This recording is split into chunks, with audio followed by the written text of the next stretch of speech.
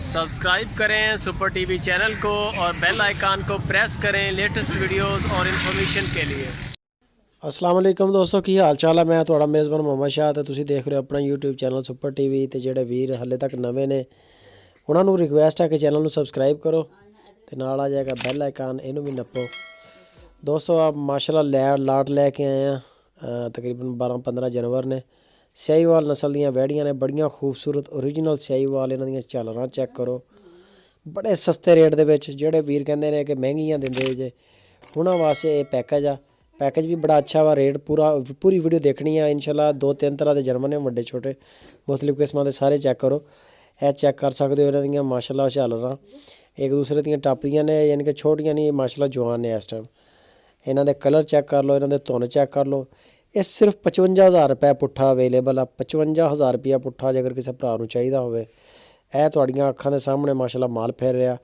दूसरे नंबर पर तुहानूं जिहड़ा माल चेक करा रहे आह वाला, ਇਹ चेक करो ज़रा। चोलस्तानी माल आ, प्योर चोलस्तानी। ਜਿਹੜੀ भी चीज़ होएगी प्योर ਦੇ ਵਿੱਚ ਹੋਏਗੀ, ਕਰਾਸ ਵਿੱਚ ਨਹੀਂ ਦਾਂਗੇ। ਜਿਹੜੀ ਕਰਾਸ ਹੋਏਗੀ ਉਹ ਦੱਸ ਕੇ ਦਾਂਗੇ।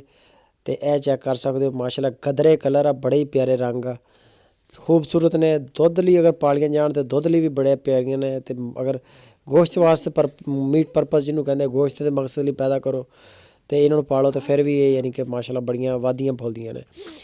ਸਾਣ ਬਣ ਜਾਂਦੇ ਇਹਨਾਂ ਦੀਆਂ ਵਹਿੜਾਂ ਵੀ ਬੜੀਆਂ ਟੈਟ ਜਵਾਨ ਬਣਦੀਆਂ ਨੇ।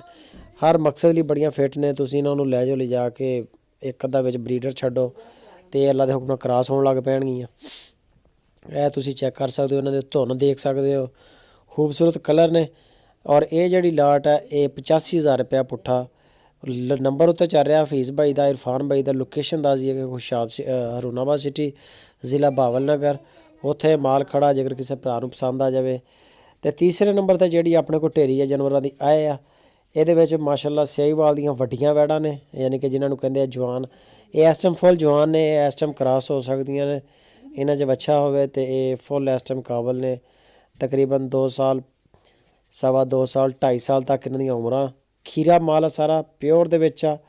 ਇਰਫਾਨ ਭਾਈ ਫਿਰਦੇ ਨੇ, ਇਹਨਾਂ ਦੇ ਨੰਬਰ ਉੱਤੇ ਚੱਲ ਰਹੇ ਨੇ।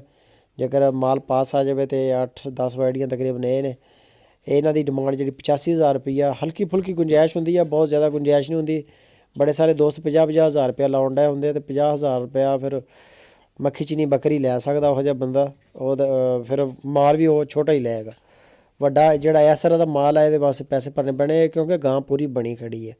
ਇਹ ਤੁਹਾਨੂੰ ਝਾਲਰਾਂ ਦੱਸ ਰਹੀਆਂ ਹੋਣੀਆਂ, ਸ਼ਾਇਦ ਕੈਮਰੇ 'ਚ ਉਹ ਚੀਜ਼ ਨਹੀਂ ਨਜ਼ਰ ਆ ਰਹੀ, ਲੇਕਿਨ ਇਹ ਜਵਾਨ ਨੇ।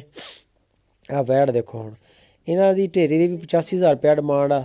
ਬਾਕੀ ਲਾਈਕ ਕਮੈਂਟ ਸ਼ੇਅਰ ਲਾਜ਼ਮੀ ਕਰਿਆ ਕਰੋ। ਇਹਦੇ 'ਤੇ ਕੋਈ ਖਰਚਾ ਨਹੀਂ ਗਾ, ਇਹਦੇ ਨਾਲ ਸਾਡਾ ਬੜਾ ਹੌਸਲਾ ਵੱਧਦਾ।